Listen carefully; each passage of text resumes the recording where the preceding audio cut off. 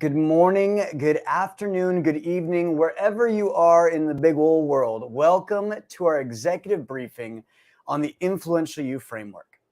In this session, we're going to dive into the reasons why we sometimes struggle to influence others, and more importantly, what we can do about it.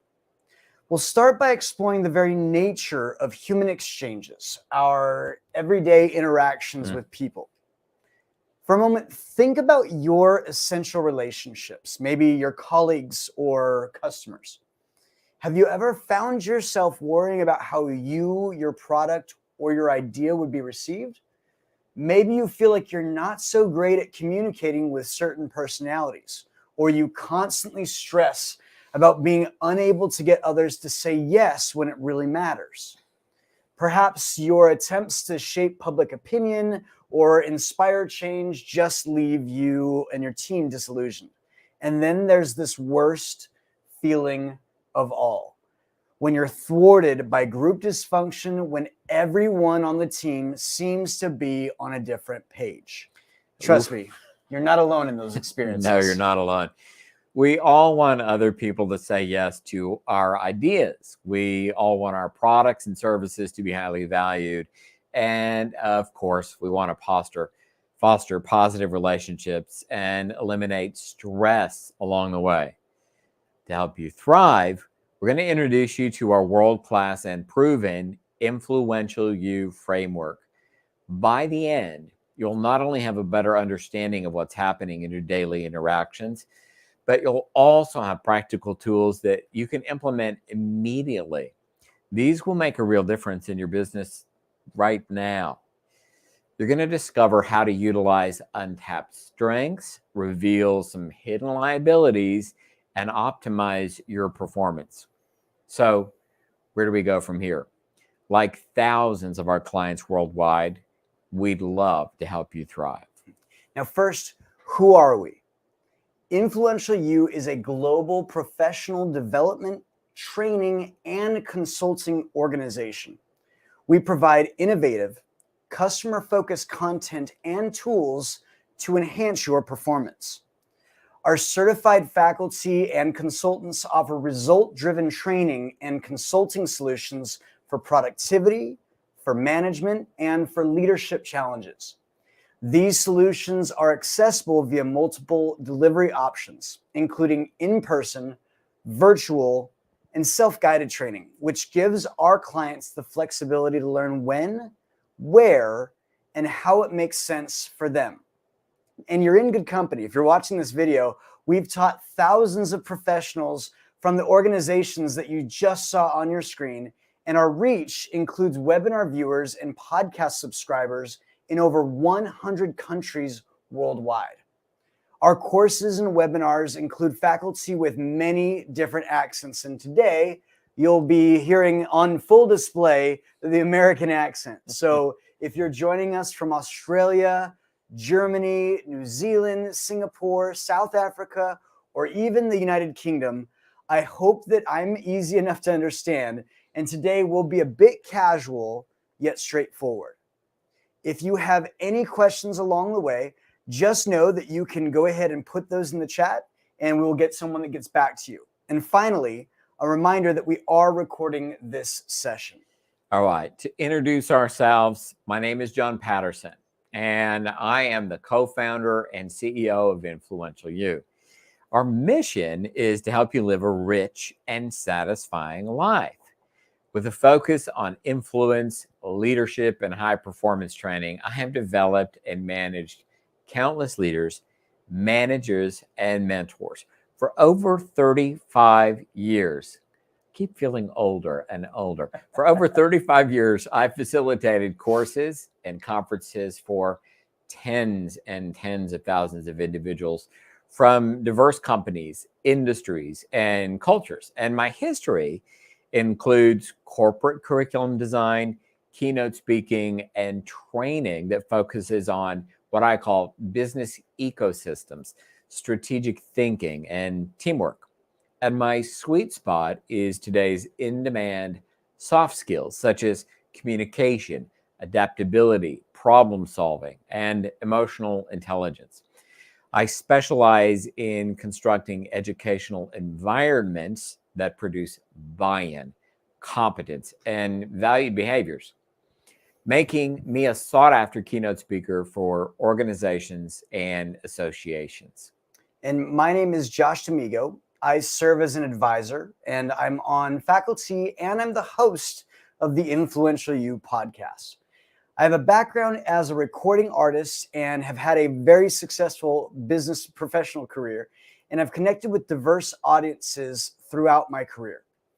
In addition to my music and business accomplishments, I actively contribute to the local business community. I've been recognized as Young Professional of the Year by the Ventura Chamber of Commerce, and I was featured on the 40 Under 40 list by the Greater Conejo Chamber of Commerce. I know, I'm hot stuff. I'm committed to community development, as you can probably hear, and I hold a master's degree in organizational management, which further enhances my expertise. I've served as the Master of Ceremonies for 2 different chambers of commerce in Ventura County. I'm on the General Plan Advisory Committee for the City of Ventura and have a bunch of other awards that we could talk about all day long if you let me. But public speaking is a core strength of mine. And I take pride in delivering engaging and transformative presentations. And I've earned multiple speaking awards that kind of prove that kind of skill in me. So that's me bragging about me. And here's John. All right. Well, as we say, the future belongs to those with influence. Now, by honing your knowledge and skills, you can enhance your personal and professional influence. So as you, your teams, or companies leverage their influence, they can shape public opinion, drive consumer behavior, enact policies, inspire societal changes, or impart knowledge and value to future generations. In this executive briefing, we're going to dive into the reasons why we sometimes struggle to influence other people. We'll start by exploring the very nature of human exchanges. We'll first address our biggest challenges and why these challenges occur. Then we'll talk about how to help solve these challenges and demonstrates the tools and framework that we're famous for. And finally, near the end, we'll offer some special tools that can help you thrive. This will help you implement what you've learned today and make a real difference in your business right now. So, what are our biggest challenges? When it comes to influencing others, there are several significant professional challenges that each of us will face. And our biggest challenges are often with other people, our human exchanges. These challenges aren't difficult to observe. If you just think over the last few weeks about your essential relationships, colleagues, or maybe customers, you may experience many of these familiar issues. Glacial productivity, you may experience that, untapped leadership, aimless performance, or limited buy-in. Glacial productivity is where individuals, group, or organizational dysfunction hampers our progress in market leadership by impeding project completion and product delivery. The costs are very high, but missing market leadership is deadly. Then there's untapped leadership. When you don't tap into new leadership, you miss opportunities for growth and innovation, a lack of succession planning, and employee disengagement, talent drain, and a lack of diversity and inclusion, and inefficient decision making. Finally, aimless performance. It's easy to confuse busyness with productivity. True productivity requires an aimed focus, setting clear goals, streamlining workflows, and cultivating a mindful work environment.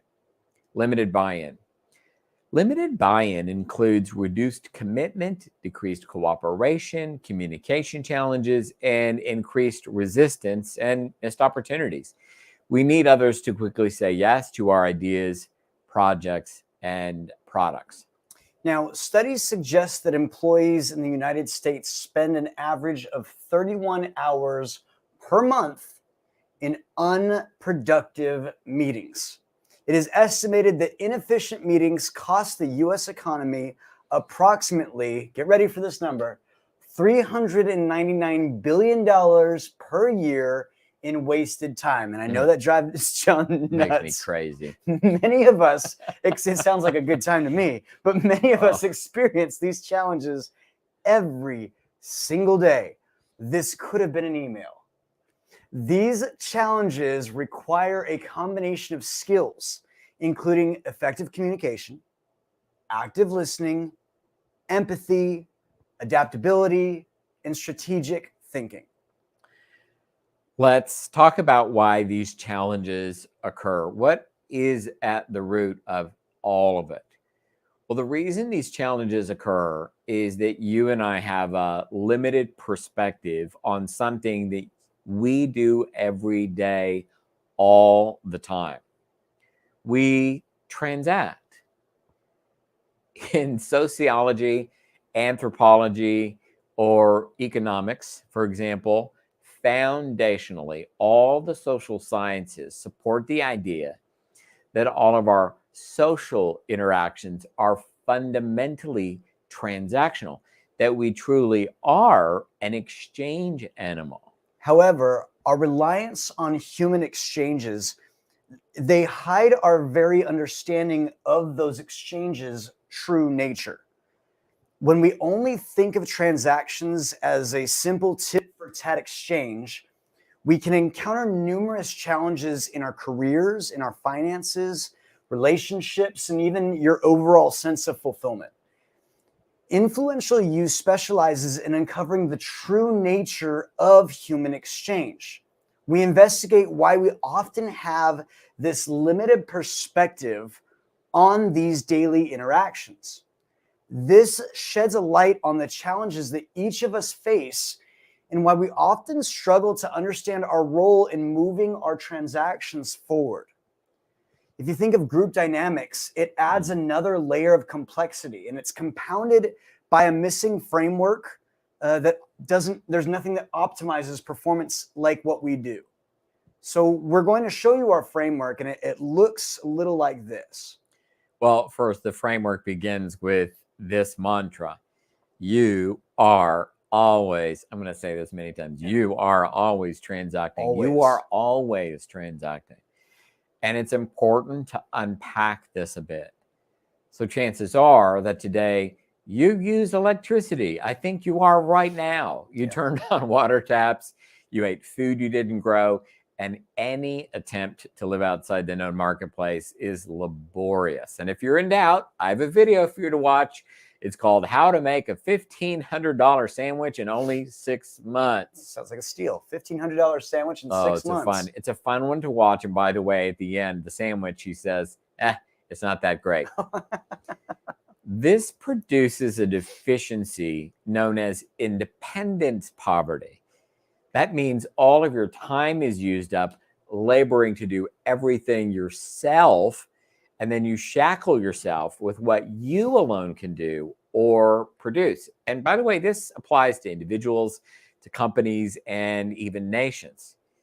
We are each involved in transactions with tens of millions of people we will never meet. And our day-to-day lives are a series of nonstop exchanges with our spouses, families, colleagues, and customers. Each of these transactions is a reciprocal, that means mutual, co-constitutive, that's a big fancy word for meaning. We evolve together, exchange.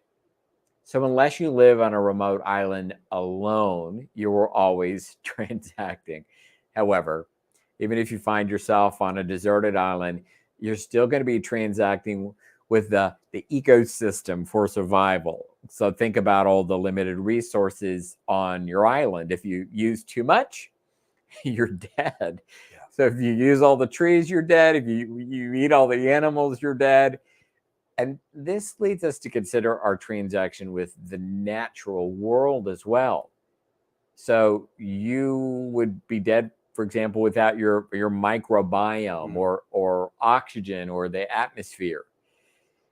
The human microbiome is the genetic material of all the microbes, the bacteria, the fungi, the protozoa, and viruses that live on and inside our bodies in a reciprocal, mutually beneficial transaction. In fact, the number of genes in all the microbes in your microbiome is 200 times the number of genes in your human genome. And it weighs as much as 2.3 kilograms or 5 pounds of your body weight. Transactions occur everywhere. They occur naturally in physics with complex adaptive systems like evolution, and at every level from the molecular to the cosmological. And a transaction is not merely a point of sale. And see, most people only ever think of a transaction as a point of sale. Even with all of the microbiomes and all of those great science things you just explained, they think of a transaction as simply a cold tit for tat exchange. They typically imagine that it's like this point where we tender money for services, sign a contract, or accept, decline, or counter an offer. It's what most people, when they're asked to illustrate it, that's what they draw, is that exchange there. But if you think about it, we also accept, decline, and counter invitations. We also do that with presentations. We also accept, decline, and counter judgments. We do it with opinions. We often do it with facts. Although it may not seem obvious at first, the truth is we accept, decline, and counter at dozens of different exchanges that eventually lead to the point of sale. And there's dozens of transactions after that as well. Now, part of what we may be missing that transactionally competent people do not is that when we skip, dismiss, or are even blind to a step, we fail. We don't understand why things keep going off the rails, why we never follow up, why things never continue to be maintained when we started them. Every conversation, negotiation, or discussion that you have is a series of exchanges where you are accepting, declining, and countering what someone else is offering. Whether you're a corporation, a business, or a startup, all of these are built around these types of exchanges where we're often accepting, declining, and countering the things that are offered. These transactions are inescapable. Remember, we're always transacting. If that's the case, then the people who know how to transact powerfully thrive. However, transaction, as you may know, gets a bad rap. All the time. Transactions are often maligned as contractual or even immoral exchanges, devoid of care. That to even label someone as transactional is to call them an economic opportunist, a term that's often related to the submersion of morality to profit. The term transactional is typically used today as a synonym for quid pro quo, which is to spectacularly miss the point. For a true transactionalist, nothing could be further from the truth. This notion of transaction is often expressed inaccurately as a carrot and stick or a tit for tat, indifferent and insensitive approach. It permeates through mainstream media as well as business and management schooling. And it's also being preached throughout the motivational, training, and instruction industries. It's seen as a highly consequential approach to activity and one that doesn't take into account the wants and needs of others. It sounds dreadful. I think it's robotic or something. There's nothing robotic about us two at all. Look at this jacket. It's bright blue. It's actually an attempt to split or separate transaction from the principle of transformation, which is often offered as a superior or moral approach to leadership or generally dealing with other people. Where transformation is posited as a sincere, life-changing, win-win, caring, and holistic approach, transaction is often relegated to a measured, consequential event that rewards success and punishes failure. And this is what we call an interactional, mechanistic, and incomplete understanding of not only transaction, but also transformation. If you think about it, transactions transform both parties. When you and I agree for something, whether it's dinner or even a nuclear project, both of us are going to be transformed in that process, whether we like it or not. Life is now either a little bit different or it's a lot different, depending on what we're working on and the impact that we have on one another. We begin to reorganize our future with the planning. We restructure the actions we take, and we oftentimes will alter our behaviors. In this relationship, both people become united for the moment in this mutual transition or that transaction. This is a process in which both are going to be transformed. That is to say, the nature of the change that each of us undergoes is affected by the presence and influence of the other.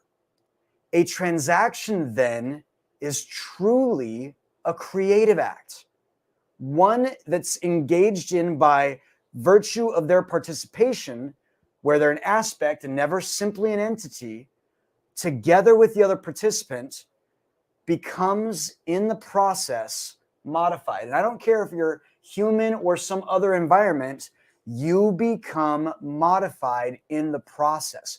Fundamentally, we are constantly changing each other. The transactional approach is designed to correct that fragmentation of experience on whatever level it occurs, whether it's small or large.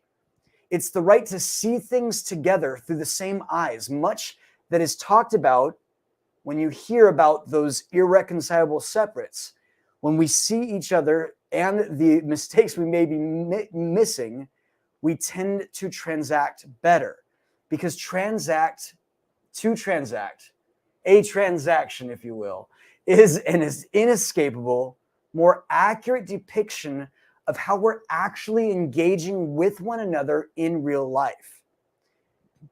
We correct the fragmentation of that experience on many different levels. All right. So we said you are always transacting. The question then is, do you transact powerfully? So how does knowing this help solve our challenges? This is where we can help. If you and I are always transacting, you would think that you could easily draw a transaction. You would think so. You would think so. But can you? Now, like I said before, when I ask people to draw a transaction, what they likely will sketch, it's really funny, it's usually two stick figures shaking hands while exchanging money for something else, maybe a house, maybe a product, a gift. Most people think of the transaction, like I said before, just that way, like it's some sort of very simple exchange. For example, let's say that I was exchanging my money for a pencil. It doesn't consider the fact that we have some questions that needed to be answered for how we got here. How did we arrive at this moment where we exchange your pencil for my money? There's more. Why do I even need a pencil? How did you determine the price of the pencil? Why this pencil and not another pencil? How did I know you had a pencil for sale? How did we come to these terms? Why did we decide to meet here to do this? And what happens about this moment? There's so many different factors that are going on. Like, would selling that next pencil even help you meet your aims? And on and on. I could go into so many details. But here's what's important. Your abridged interpretation of transactions is the root of many of your problems. It's why many people struggle with their career. It's why they struggle with money. It's why they struggle with other people. And why many times satisfaction is always just beyond our reach. Can you say that one more time? I can try. I'll say this. when we don't see transactions for what they really are, we struggle in our careers, we struggle with our money, we struggle with other people, and we're often not satisfied in many other areas. Here's what a transaction looks like. Finally, we're going to Finally, we've said it 1,000 times. So this is what a transaction looks like. And I want you to study this a little bit. Yeah. Take a look at it. First, notice it is a cycle. It's also a series of exchanges. It's like a relay race where one exchange happens, then another, then another, then another. These exchanges occur at specific intervals intended to produce a successful outcome. So if we start at the top, then these exchanges are invent, invite, present, contract, fulfill, measure, complete, and assess. And you can begin to see that we engage in exchanges at each interval and we gain acceptance along the way. For example, if someone invites you to hear a new idea, you first accept a client or counter, don't you? And then they make a presentation that you accept a client or counter, and then that results in a contract that you accept a client or counter. And we just continue around and around and around the cycle. If you think about some of the simple transactions you're involved in, like buying a cup of coffee or choosing a restaurant for dinner or setting up a meeting, how are each of these 8 exchanges addressed? You may never have thought about it, but if you slow it down, you can see the bigger picture. You might even find that you miss or skip or even, this is the word, avoid some of the exchanges altogether. And it's really important because it brings us to our next point of what's the benefit of understanding this transaction cycle. Well, you see, Uber disrupted an industry because they offered something cheaper, something easier, something much more modernized that I know you like to travel and you get to see this all the time. They removed the friction for all parties at each exchange. Imagine this poor man hailing a taxi after he got off a long flight, sitting there at the sidewalk, waving his hands like an out-of-towner, then like a savage, like fumbling through his pockets for a couple dollar bills, and then struggling to debate over how much he should tip, and all of that going on in those exchanges. And many times they get out that little the carbon copy ink thing. In the old days, yes. Oh my goodness, they're the worst. Well, what does Uber do? Well, now you simply press a button on an app. Where are there frictions in your exchanges? Where do you find dysfunction in your business or with other people? Right. Which exchanges are you disregarding or dismissing right there in that picture? The benefits of understanding the transaction cycle are vast. For example, you might have already noticed that you naturally have gravitated towards 2 or 3 of the exchanges and disregarded others. Transactions reveal personality. We humans have been recognized to have similar reactions and responses to common situations for centuries, leading to the development of personality profiling and training. And these typically center on 4 distinct types of behavior. Now, while over 250 frameworks exist, they often lack a critical distinction that makes personality both actionable and simple to adapt. In fact, I am an ENTJ, and I'm also a high D. I know, get your decoder ring out. I don't remember what all of those things mean. I remember finding out my personality in both Myers-Briggs and in DISC, and then I didn't know what to do with it exactly, and it was hard to remember. It was hard to remember what it meant and so forth. So what we're going to talk about is we're going to talk about what we call personality in transaction. Personality in transaction. It makes much more sense because in the past, those personality frameworks, like you just heard John being an Ian, well, maybe you don't even remember it either. ENTJ. That's the point. Those personality frameworks have been used to basically determine whether John would be a good candidate or a good match for the company's culture, Right. based on a quiz. Great. However, as the professional world becomes more conscious of diversity, people are not comfortable with being labeled or categorized or having that sticker stuck on them. You ENTJ, you. Personality in transaction offers a different approach by focusing on how we behave in the transactions rather than simply sticking a stamp on us and labeling us a certain personality type. This framework acknowledges that we all bring value to our exchanges. All. It helps us recognize patterns in our behavior rather than simply just defining ourselves by the behavior. Personality and behaving transactionally serves as a fundamental guide to our influential you framework. We call this transactional competence. It begins with a focus on how we behave in transactions within the groups that we currently belong to. This framework acknowledges the importance and the potential drawbacks of the contributions we want to make in our human exchanges. And then it enables us to identify the patterns in our behavior and the behaviors of others.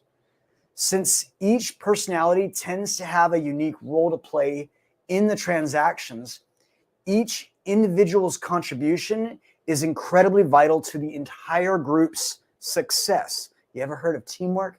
Makes the dream work, John. By recognizing and appreciating the differences we have in our teams, we can ensure that the collective team thrives. Consider the transaction cycle and then ask yourself the following question. Just take a look at it. There it is. Look at all of the 8 exchanges. Which exchange do you like most? Which exchange do you avoid? Which exchange do you use to offer the most value? And this will be different for everybody that's watching. Personality in transaction is about how we approach every exchange. It's about how you and I grapple with our everyday interactions with people. All of our relationship conversations, our business meetings, and essential exchanges.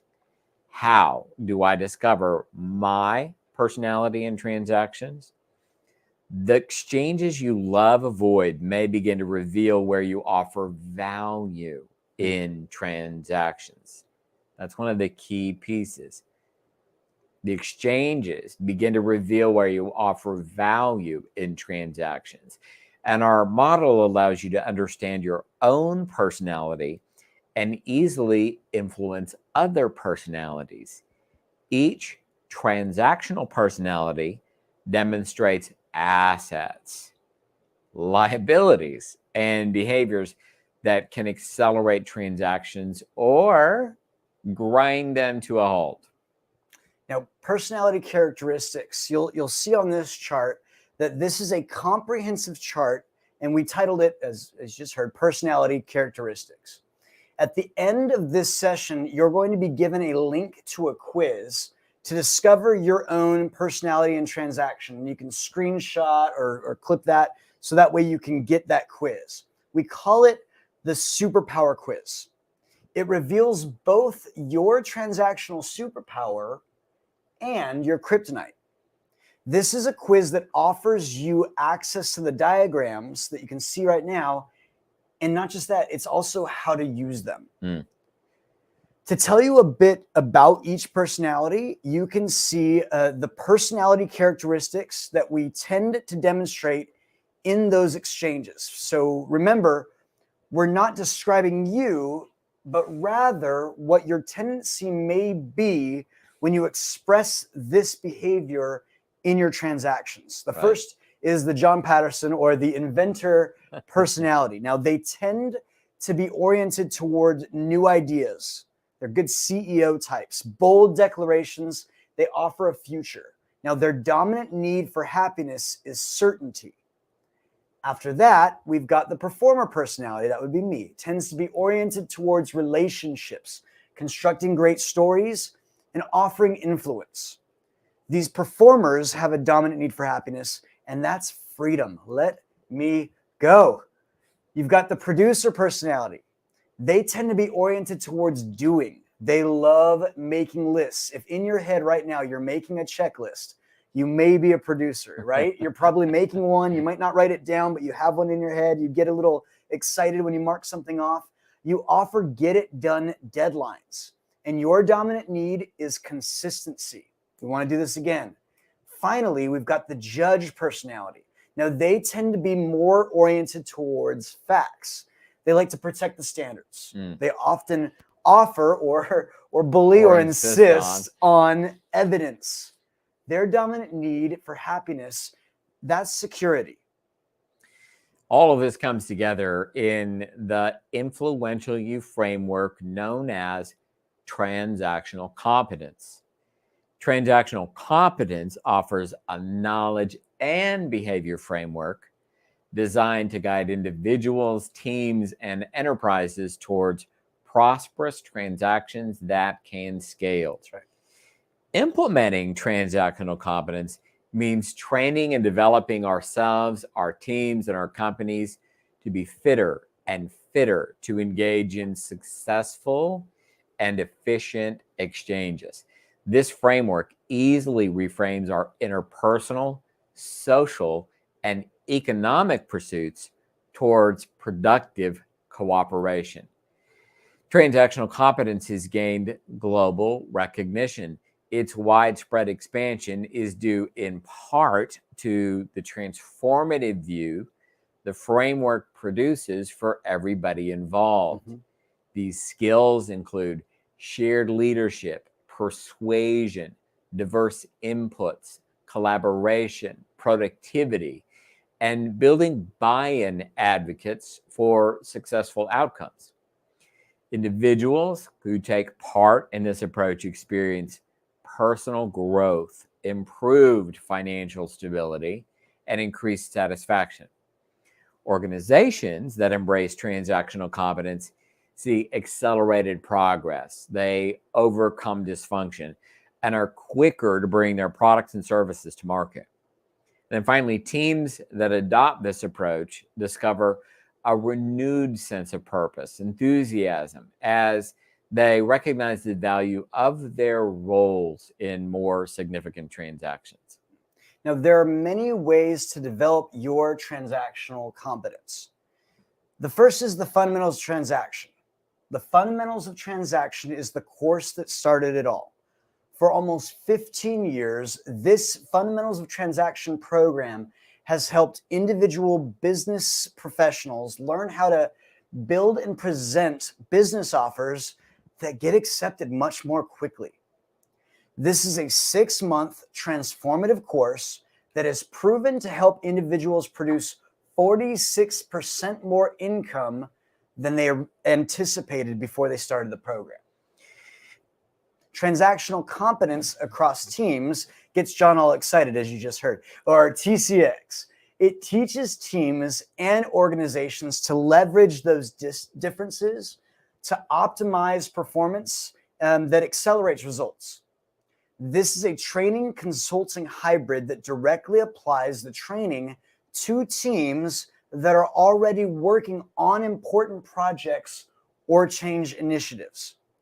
This program produces a framework for collaboration that scales, allowing teams to move rapidly and repeat. If your team, you, or your company seeks to implement transactional competence, then we have a roadmap that helps utilize untapped strengths, reveal hidden liabilities, and optimize performance. And you can see that the first course in the roadmap is called Personality and Behaving Transactionally. For groups or companies curious or interested in transactional competence, this is the course we recommend you start. Yeah. This course will transform how you think about all exchanges and your role in their success. This comprehensive course improves team performance and productivity by utilizing individual differences and enhancing collaboration. One of the key one of the key competencies of the course is the ability to identify and utilize transactional personality differences to speed up results and enhance team effectiveness. By understanding team members' transactional strengths and hidden liabilities, you can optimize their contributions and develop a cohesive and productive team.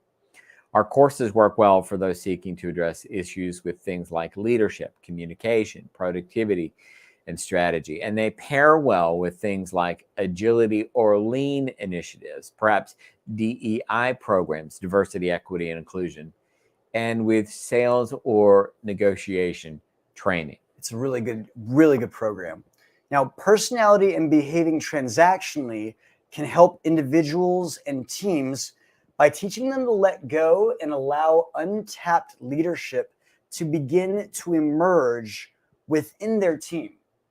This approach enhances team cohesion and efficiency by enabling team members to work together much more effectively. The course focuses on building scalable frameworks for collaboration, accelerating initiatives, and then it reduces the time to complete actions, projects, and even product launches. This work can reduce product development time and the time it takes to launch. It can also enhance teamwork flow and efficiency, or even develop an entire company culture. Now, to summarize, to help you thrive, we've introduced you to our world-class and proven Influential You framework. Now you not only have a better understanding of what's happening in your daily interactions, but we've also introduced you to practical tools that you can implement immediately. Yeah. Before we go, we'd like to give you one more framework, and this is fundamental to everything that we teach. This framework is called the conditions of life. Say it again because it's so important. A condition of life. Now, if you look at your screen, this refers to the circumstances, the states, or those situations that are necessary for your own personal satisfaction. If you ignore these conditions, it simply does not make them disappear. And some of these conditions may become more or less important to you as you progress through your life. On top of that, we believe that when you neglect the most important of these conditions, it will result in a more difficult and challenging life. Planning your aims in any of the conditions of life includes, firstly, understanding what that condition truly is, and then thinking accurately about what you want. For example, I can only plan my aims for money if I know how much money I need till I die. Now, money can be simply calculated and planned for. There's a whole financial institutions all just designed on this. If I don't, I find myself aimless and I'm just hoping that the best comes out of it. Now, why are each of these conditions of life important? Because you and I are transacting only to satisfy these unavoidable conditions of life. And guess what? So is every other human.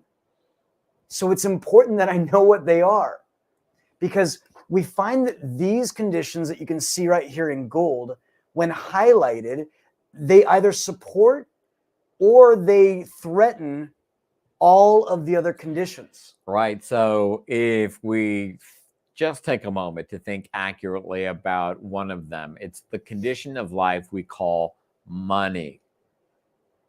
How much money do you need? How much money do you need to live your life until you die? that number can be calculated. And it's easy to calculate. We'll make it simple. Very easy. First of all, imagine the annual income you require to live your life to your satisfaction every year. Get a number in mind, whatever it is. Could be 100,000, 200,000, 150, whatever that might be.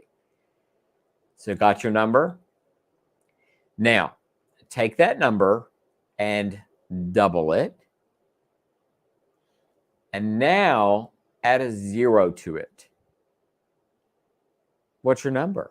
So 150,000 becomes 3 million. And this is the average amount of assets required to retire at age 65 and live this lifestyle until you die. And most people don't think accurately about money or other conditions of life. Yep. And our entire education is built for whole life satisfaction, to satisfy all the conditions of life in their totality.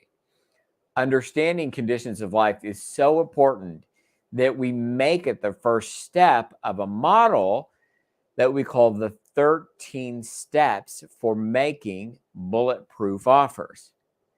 Now, this 13 steps model is a roadmap or guide for the develop of compelling business offers for products, services, projects, initiatives, and markets. So knowing your aims in each condition of life is the critical first step you do for making powerful offers and transacting effectively. Now, lastly, and we're moving a little bit because I remembered that I promised we were going to give you a quiz, and we call this our superpower quiz. If you want, grab a screenshot of this or take your phone and just grab that and get that on you. That will indicate your personality and its best fit when you're in your transactions. Where do you fit and add the most value? Now, you can use that QR code or type in that little link there at the bottom to take the quiz. The biggest benefit I think that you'll probably get is a more valid reflection of how you view yourself. It's how you tend to behave in transactions, especially the ones that might be a little more challenging because you revert to a version of that personality. For many of you, you may seek additional study or practice and habits, and you can subscribe to something we call Thrive Self-Guided Training. Great program. Thrive is a self-guided program that lets you learn at your own pace and supplement your professional development. Subscribers get weekly live e-coaching sessions and access to a rich, deep content library. Featuring exclusive video lessons from influential you senior faculty and industry experts. You'll get proven proprietary tools to accurately assess your career and develop a realistic strategy to achieve your aims faster. You can sign up for a 30-day free trial and can cancel at any time. A Thrive subscription is $125 a month in all currencies, and you can use the coupon code 30 days, that's 30 days, at checkout to subscribe. Grab that real quick, grab that screenshot if you need it, but make sure you get that coupon code and you're welcome. That's good. 30 days. Finally, you can also book a strategy session with myself. I would love to do a deep dive into your specific challenges. If you're watching us now live or if you're watching us in the future, I'll be here. I'm certain that we have powerful solutions for you. And sometimes you just need to talk with someone. So you can see my schedule right there. Take another screenshot of that and you can copy and paste that after you do. But you'll go ahead and use that, and that's straight to my calendar so that you can actually get into my calendar. We can have a cup of tea and discuss some of the things that you might be experiencing. Yeah. All right, great. So typically we have a couple of questions. So I can think of a couple that'll probably be good. Okay. And I know we probably got some there. So if we have any tea, let us know. One. You've got one? Well, there's the one that says, so it's about the personalities. Yeah, John. So often we get this question, it's can I be more than one personality? Well, I'll say it this way. if you think of personality like a label, I don't know how you might address that. What we're again addressing is personality in transaction.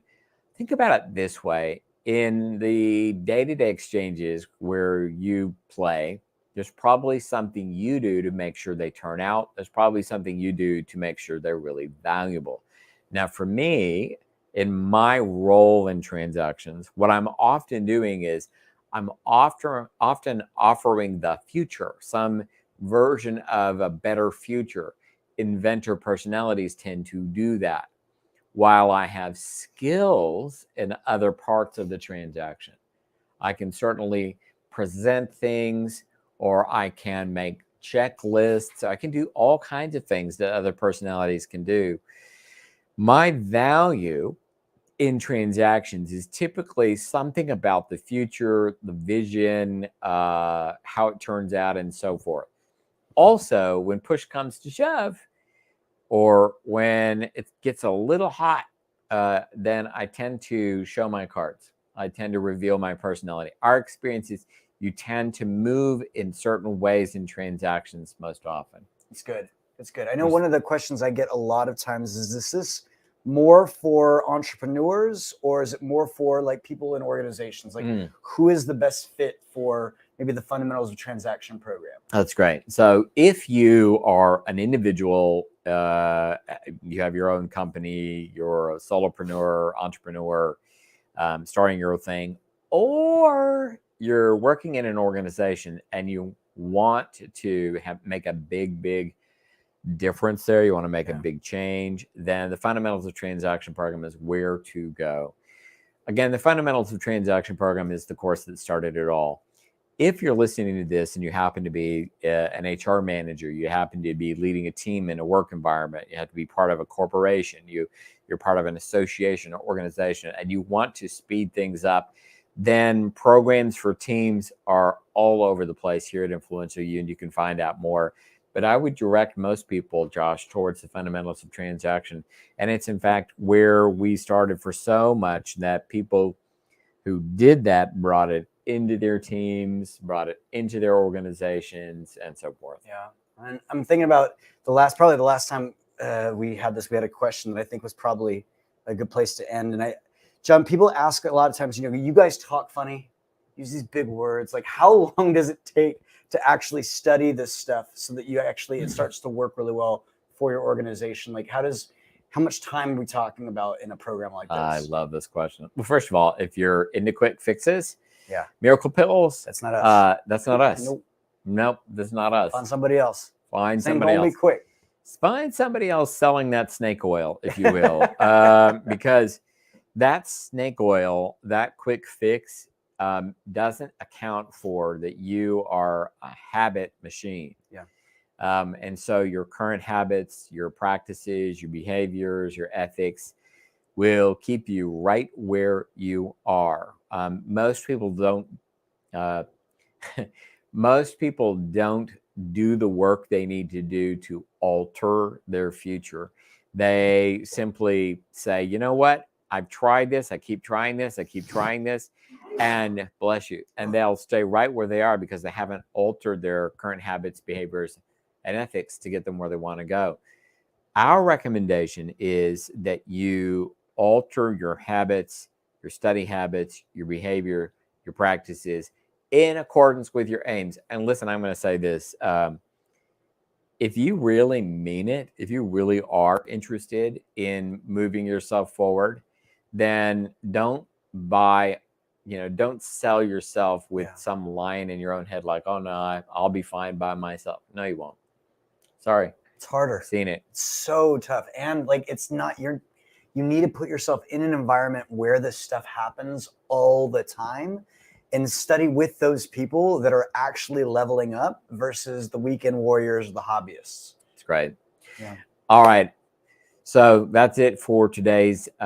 This is the Influential You framework, and we hope you enjoyed it. Thank you so much for being here. Let's put my information up as the final thing, so that way it gets stuck on your screen and you guys have it easily accessible. And then we will see you soon. Thank you so much, and we hope that you found this incredibly valuable. And if not, feel free to shoot me an email and let me know. Thanks, everybody. Thank you. Bye-bye.